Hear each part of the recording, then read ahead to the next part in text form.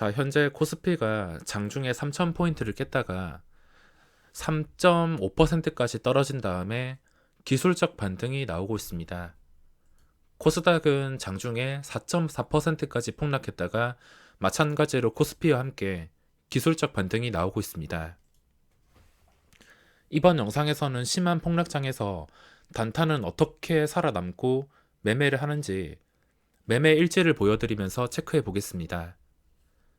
여태껏 주식으로 시장이 수직으로 상승할 때 큰 돈을 버신 분들이 많겠지만 당연히 그분들은 그 전에 힘든 시기를 버티고 시장이 만들어준 보상 같은 거라서 단타는 시장이 상승할 때 같은 금액일 경우에 중장기 투자자들 수익금을 따라갈 수가 없습니다. 하지만 시장이 하락이 나올 때는 그와 반대가 됩니다. 저는 전업 투자자이기 때문에 최우선으로 생각하는 것은 안전입니다. 한 방에 망할 수 있고 매일이 불안하다면 전업 투자자를 못하기 때문에 주식보다는 현금을 가지고 있을 때가 훨씬 더 많습니다. 상승장 전부 누릴 수 있으면 좋겠지만 말처럼 쉬운 게 아니라 용기 있는 사람이 최저점에 신용잔고 바닥일 때 공포에 매수해서 엄청난 수익률을 얻을 수 있는 특권이 장기 투자의 매력이라 생각합니다. 또 단타의 특권은 시장이 폭락해도 최소한 매매를 안 하면 되기 때문에 손실도 나지 않고 마음 편하게 그 다음 기회를 기다릴 수 있다는 겁니다. 하락장에서 기본적인 것은 단타보다는 스캘핑입니다. 짧게 치고 빠지는 게 중요한데 반응이 나오는 자리에만 들어가서 수익이 찍혔을 때 단돈 10,000원이라도 소중하게 생각하거나 하락장 경험이 없는 단타라면 단타도 하지 말고 쉬는 게 최고입니다. 당연히 떨어지는 종목은 스캘핑할 목적이 아니라면 싸 보인다고 내가 그동안 이 가격에 못 들어갔다고 이런 생각을 하면서 싸게 샀다가 오히려 물려버릴 수가 있습니다. 싸다고 매수하는 것은 그건 단타가 아닙니다. 떨어지는 종목은 예를 들어서 시장에서 그동안 인기 많았던 것들, 좀 많이 떨어지는 것들, 그런 종목들을 떨어진다고 잡는 것은 데드캣을 노린 빠른 스캘핑이 아닌 이상 저는 떨어지는 종목을 잘 매매하지 않습니다. 단타는 이런 종목에서 어떤 종목들을 매매하냐면 저 같은 경우에 하락장에서 생각하는 것은 최소한 내 돈을 지키는 것입니다. 수익이 없어도 최소한 돈을 지킬 수 있어야지 하락장에서 살아남으면서 시장이 나중에 진정이 되었을 때 괜찮은 종목을 들어가서 수익을 낼 수 있습니다. 저 같은 경우에는 경험이 많아서 하락장에서도 틈이 있으면 들어가서 단타를 치지만 하락장에서 자신이 없으면은 그리고 경험이 없다면 절대 무리해서 단타라도 들어갈 필요가 없습니다. 자, 어떤 종목을 매매했냐면 화일약품, 상하프론테크, 녹십자 랩셀, NK맥스, 라파스 이런 종목들을 매매했습니다. 다 보시다시피 수익률은 그렇게 크지가 않은데 저는 수익률보다는 금액을 보고 들어갑니다. 금액과 그리고 호가창. 이 호가창이 정말 중요한 게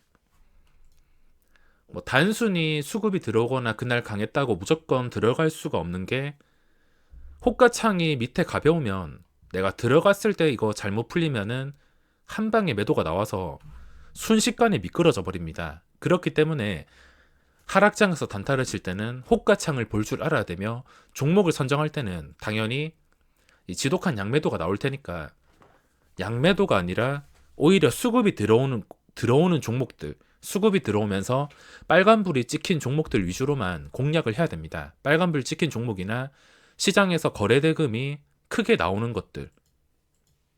그래서 이 매매 내역에 녹십자 랩셀이 포함이 되어 있습니다. 자, 매매 내역 보시면 정말 빠르게 치고 빠집니다. 기본이 무엇이냐면 이렇게 차트가 예쁜 상태에서 이 당시 호가창을 제가 보여드릴 수 없지만 밑에 매수 대기가 좀 단단해야 됩니다. 매수 대기가 단단하면서 위에 호가를 뚫어줄 때, 이걸 뚫었을 때 탄력을 어디까지 받을 수 있는지 생각을 해보시고 들어가야 됩니다. 그래서 여기서 차트 보시면은 정말 예쁩니다. 오전에도 분위기가 안 좋았는데 단순 차트만 봤을 때 굉장히 예쁜 상태로 보시다시피 고점을 뚫어줄 때 들어가서 빠르게 치고 빠졌습니다. 그냥 수익 났다 하면은 바로 단돈 10,000원이라도 소중하게 생각하고 수익을 챙길 줄 알아야 됩니다. 이것도 자신이 없다면 하락장에서 매매할 필요는 없습니다. 그리고 종목도 억지로 골라낼 필요가 없습니다. 자, 그 다음은 상하 프론테크. 자, 상하 프론테크 보시면은 제가 오전에 매매를 했습니다. 이거는 눌림목 매매를 했는데 원래부터 지켜보던 종목이라서 장 초반에 빠질 때 잠깐 반등할 것 같아서 빠르게 치고 빠졌습니다. 수익금은 그렇게 크지 않지만 잠깐 눌림이 나오고 평소같이 양매수가 들어오면서 시장 분위기가 좋다면 여기서 다시 매수가 깰 때까지는 버텨볼만 하겠지만 보시다시피 양매도로 출발을 했으며 시장이 좋지가 않습니다. 그래서 수익 줄 때 바로 팔았습니다. 이건 시장 상황에 따라서 대응 방법이 달라질 수가 있으며 눌림목은 원래 제가 좋아하는 방법이라서 하락장에서도 장 초반에는 써먹습니다. 어차피 강한 종목이라면 눌렸다가 더 이상 빠지지 않는 호가창에서 단단한 호가창에서 반등이 나오기 때문에 눌림목은 항상 써먹습니다. 이 종목을 선정했던 이유가 보시다시피 신고가 종목입니다. 오늘 매매하기 그 전날에 17%까지 오르면서 변동성이 확대가 되었기 때문에 이런 종목은 그 전날에 변동성이 확대된 종목은 눌림목만 집중해서 공략한다면 충분히 수익을 낼 수 있습니다. 중요한 것은 이런 종목이 한두 개가 아닐 텐데 이 소수의 종목 한 개에서만 집중을 해줘야 된다는 겁니다. 여기서 잠깐 수익을 냈으며 그리고 녹십자 랩살 보기 전에 NK맥스부터 보겠습니다. NK맥스도 평소보다 거래량이 많이 증가한 상태에서 장중에 수급까지 들어왔습니다. 이런 식으로 기관과 외국인이 모조리 패대기 치는 시장에서 수급까지 들어왔습니다. 수급이 들어오면서 차트 보시다시피 빠져야 될 자리에서 빠지지 않는 것을 확인할 수 있습니다. 이게 정말 단단한 차트인데 이게 빠졌으면은 그대로 그 전에 저점들을 깨버렸을 텐데 계속 아래꼬리 달고 올라오면서 결국에 고점 뚫어주기 전에 호가창을만 보고서 진입을 했습니다. 수급이 좋은 상태에서 단순히 기관 수급 들어온다고 무조건 들어가는 게 아니라 현재 자리, 거래량 증가, 그리고 호가창 상태 이 정도를 판단하고 들어갑니다. 운 좋게 들어가자마자 반응이 나와서 바로 수익을 실현했습니다. 그 뒤에도 더 아쉽게 올라가긴 했지만 하락장에서는 단돈 10,000원이라도 수익에 감사하다 생각을 해야지 손실을 피하면서 수익을 낼 수 있습니다. 그리고 라파스도 그 전날에 강했던 종목인데 일봉으로 봤을 땐 차트가 그렇게 좋지 않습니다. 하지만 장중에 26%까지 갈 만한 종목이어서 장 초반에 호가창 괜찮고 눌림목 괜찮다 싶어서 눌린 다음에 이 고점 뚫어주고 여기서 더 상승이 나올 줄 알았는데 보시다시피 본전 손절이 아니라 매수가보다 조금 더 밑에 손절을 했습니다. 매수로 들어갔지만 1분봉으로 자세히 보자면 이걸 장초반에 장초반 고점을 회복해 준 다음에 물론 제가 여기서 봤으면 더 빨리 진입을 했을 텐데 늦게 봤습니다. 한번 눌리는 걸 기다렸고 눌렸다가 다시 고점을 돌파할 때 들어갔는데 보기 좋게 물렸습니다. 보기 좋게 물려가지고 웬만하면 버틸려 했지만 이 당시에 위로 매물대가 가득 쌓여 있었습니다. 갑자기 막 1,000주, 2,000주씩 추가가 되면서 상승을 틀어 막아버려서 매수하자마자 바로 팔았습니다. 그래서 여기서는 손실만 났으며 어째 되었든 간에 손실을 최소화시키는 게 가장 중요합니다. 그리고 마지막으로 녹십자 랩셀. 이 종목은 거래대금이 나오고 자, 매매 내역을 보겠습니다. 좀 확대해서 보자면 일단은 뉴스로 갭상승이 높게 나오는 종목은 절대 따라 들어가면 안 됩니다. 따라 들어가지 말고 주가가 내려오는 과정에서 더 이상 떨어지지 않을 때, 더 이상 떨어지지 않고 밑에 호가창이 괜찮아 보일 때 그때만 들어가야 됩니다. 첫 번째 진입은 실패했습니다. 본전에 바로 매도를 했으며 수익은 없습니다. 수수료 세금만 납부한 다음에 그 뒤에도 찔러봤습니다. 근데 워낙 쫄보 매매만 해서 그런지 한번 매매 실패하고 수익 챙기지 못하고 그 뒤에도 뭔가 이거 매수세가 부족하다 싶어서 일단은 고점에 매도를 했습니다. 매도하고 나서 이렇게 음봉이 나왔는데 보통 진짜 좋은 종목이라면 음봉이 나온 다음에도 주가는 여기서 떨어져야 정상인데 떨어지지 않고서 다시 올라와서 다시 상승을 준비할 수가 있습니다.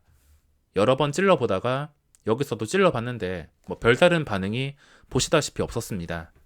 10분 동안 없다가 이게 계속 내려가지 않고서 이 황금선을 뚫어준 고점들 보시면 14만 5천 원 정도인데 계속 이 5천 원을 회복해 주려는 그림이 나와서 4,700원, 이건 매매 영상에도 있는데 4,700원 뚫어줄 때 진입했습니다.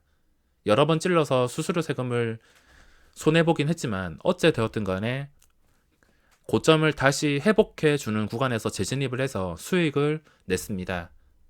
당연히 하락장이기 때문에 적당히 먹고 빠지는 걸로 수익을 챙겨서 130만원까지 이렇게 수익을 냈습니다.